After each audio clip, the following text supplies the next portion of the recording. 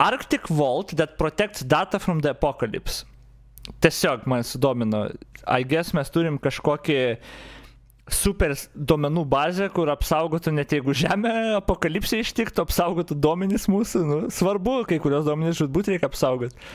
This is not a video about the Svalbard Global Seed Vault. If you want to watch one of those, they compose about 60% of all videos uploaded to this website. And not to spoil them for you, but it's basically just a big cold room full of seeds. Who cares? This video is arguably about a much more interesting vault located just across the street. And I'm not talking about the Oreo vault, which is another vault that's located just across the street, and no, I don't have time to expand on that. Just forget I mentioned the Oreo vault. There's no such thing. I mean, there is, it was literally a real building, but we're not going to talk about it. Today we're talking about the Arctic World Archive. Here, some of the world's most important digital data is stored hundreds of meters beneath the permafrost. It's home to the source code for Linux and Android, the constitutions of Brazil and Norway, and the Vatican's most important manuscripts, all of which are archived and preserved for far future civilizations to read long after we've invented flying cars and or killed almost the entire human population of Earth. And you know what? If you sit through my explanation of that, I'll explain the Oreo vaults. But first we're talking about data preservation. Now, the first and most obvious question is, what exactly is a vault containing the world's most important digital data doing on a nearly abandoned island in the middle of the Arctic Ocean? And first of all, rude, that nearly abandoned island in the middle of the Arctic Ocean has a name, and that name is Svalbard. It's a part of Norway located only 6 Connecticuts from the North Pole, and it's home to the northernmost city that actually has a permanent population, which is this place, Longyearbyen. A few years ago, we made a video about Longyearbyen because of their fun, quirky law about how you're not allowed to die there, but the major takeaway from that video is that it's cold, like very pretty fucking cold. Longyearbyen, like the rest of Svalbard, stays under freezing temperatures pretty much year-round, which makes it a great place to, well, freeze things. That's why the seeds are there. We all know the classic Bible verse, "For the Lord himself will come down from heaven, and the dead in Christ will rise first, and the rest of you better hope your seeds are really cold, because otherwise you are absolutely screwed."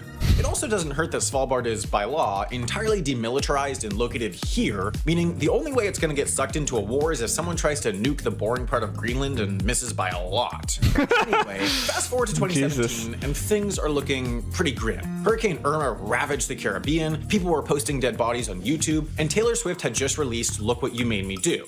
Oh man, the reference Logan Paul. Company Puiki realized that the end of the world would also spell the end of pretty much all digital data. So when they decided to create a specialized long-term archive for governments, researchers, and corporations to store data for the far future, Longyearbyen was the perfect spot. The natural cold would eliminate any need for artificial cooling, and the geopolitical safety of Svalbard would eliminate any need for, you know, killing. The vault was constructed in one of Svalbard's mountains at the bottom of an abandoned coal mine. Most of the mine remains pretty much unchanged. It's just natural rock and wooden supports for about 300 meters into the earth until you reach the vault's door. Behind there, locked in steel shipping containers, is where you'll find the data. Of course, flawlessly preserving the world's most important data for several thousand years is quite a bit more complicated than just throwing a bunch of hard drives in a cold room. In fact, it's actually a lot harder to keep data from turning to soup than you might think. If you took the solid-state drive out of your computer and let it sit on a shelf, it would only last about 3 months before the data would start to degrade. The bits would eventually discharge one by one, and sooner or later your screenplay about an alternate dimension where educational YouTubers are actually the most popular high schoolers is now just a jumble of unreadable code.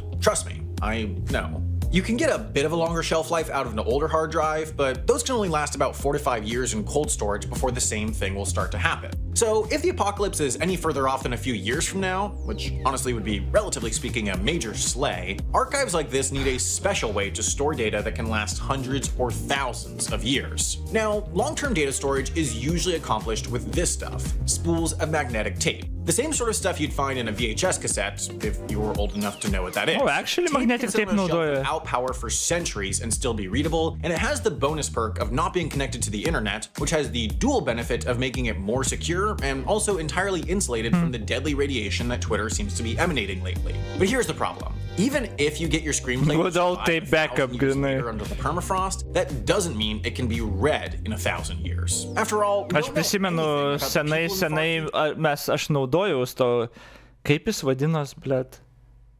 Spectrum? Kažkoks buvo kompas, kur iš kasečių, į kasetės iš kasečių krovės tų audio kasečių tipo.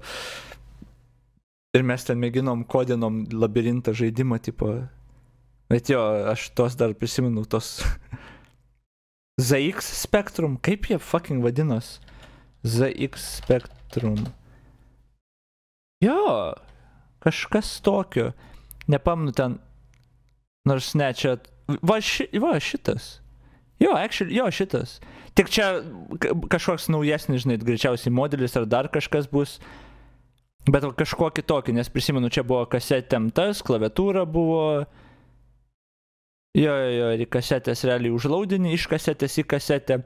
Jis prisijungė prie... Jie ir savo monitorių turėjo, ne prie televizorius. Jaučiu ir prie televizorius galėjau prijungti, bet savo monitorių turėjo. Bet jo, aš net pažinsiu, dabar neprisiminsiu, kaip jie būtent atrodė, kuris ten modelis ar kuris Europai galėjo būti, tipo... Bet jo, kažkokį tokį draugas vienas ten turėjo, tai... Buvo ir paskolinęs man ir jo fucking fascinating tuo metu, kaip greit technologija ėjo į priekį, tipo, tai aš dar spėjau šito pasinaudoti ir jau ten prieš, žinai, pusmetis praeina ir jau niekur tu jų neberasi, nes jau ten kokie, žinai, pirmi PlayStation'ai atsiranda, ten Segos, tada pusmetis praeina, jau žiūrėk, asmeniniai kompai atsiranda, pusmetis praeina internetas už 12 litų valandą, tada pusmetis praeina jau už 3,5 lito valandą, nu, tipo, taip, greitai technologija keitėsi, kad... Ir realiai aš gimiau būtent to laiku, kad visą tą nuo nulio realiai pamatyti iki dabar, nu, tipo, visą tą progresiją. Fucking fascinating. Gerai, žiūrim toliau šitą dabaigim. Or what kind of technology they have. Maybe they have awesome supercomputers. Maybe they don't. Maybe their computers are made out of teeth. Maybe their teeth computers aren't so much computers as they are piles of teeth that have been stuck together and are used as some kind of weapon. We simply can't know. So typical tape storage wasn't going to cut it. It might last, but there's no way to read it if you don't have a specially engineered magnetic tape reader. Instead, all of the data in the vault is stored on this stuff called Pickle film. Not only is it rated to last up to 2,000 years in the archive, but it's also designed in such a way that it's possible to read the data on these tapes without any specific technology or pre-existing knowledge about how the tape works. That sounds a little confusing and also like it might be kind of impossible. All of the data is broken up into frames and printed directly onto the film in 4 shades of gray pixels, like this. And crucially, unlike a hard drive or even a typical spool of magnetic tape, you can actually see all of the data with nothing but a magnifying glass and a working eyeball. So that's cool, but unless you can read gray rectangles, these gray rectangles aren't going to be much use. That's why the tapes also contain frames that are written in readable text, printed in English, Arabic, Spanish, Chinese, and Hindi, which explain how to write from the ground up a decoding program that can take photos of the pixels and convert them back into binary data. So as long as you're willing to take a computer programming class from a different millennium by squinting at a tiny piece of plastic for several hours, you can eventually recover the data on the tape. And now that you've been so good and learned how data is preserved in the Arctic, I will finally, at long last, explain the Oriole Vault. In October of 2020, Nabisco constructed this small concrete bunker in Svalbard in response to 2018 VP1, an asteroid that had a 0.41% chance of impacting Earth in November of 2020. They filled the bunker with mylar-wrapped Oreos and powdered milk and left them there until the asteroid passed, at which point the bunker was disassembled and everyone moved on with their lives, except for me, because it's been 3 years and I still haven't found an excuse to talk about the Svalbard Oriole Vault in a video until this very day, and I can now, finally, be free. Okay. So hopefully I did a pretty good job of explaining data preservation in this video, but I really only had time to scratch the surface. There's obviously a lot more hard science. Čia reklama brilliant. Čia yra half as interesting kanalas, čia šito Wendover Production čivako antras kanalas, kur daug trumpesnį video, tokie for fun maždaug, bet gan įdomių video irgi buvo. Koks vakaras ilgas, kaip širdim man kelia.